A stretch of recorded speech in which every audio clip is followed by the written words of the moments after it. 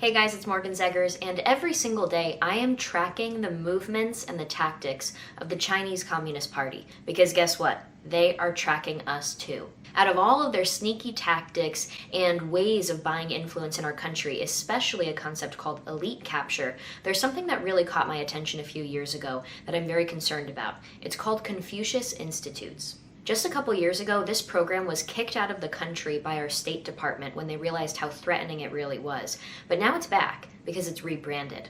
Here's what's happening. A while back, Communist China created these Confucius Institutes across college campuses in America, labeling them as partnerships for language and culture.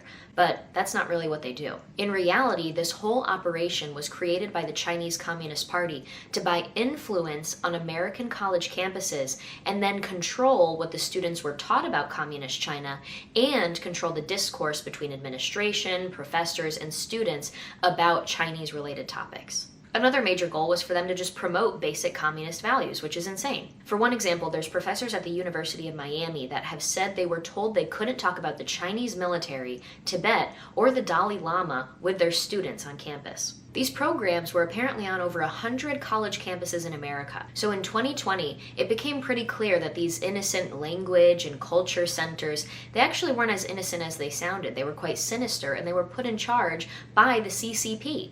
And so the US State Department decided to label the Confucius Institute as a foreign mission of the CCP. They became banned.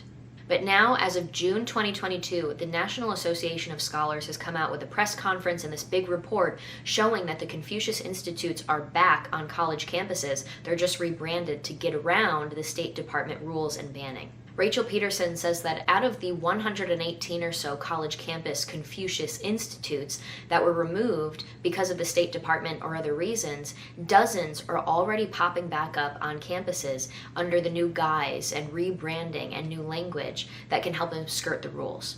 We need to see some quick action on this, but with the Biden administration, it's kind of hard to think that we're ever going to get it.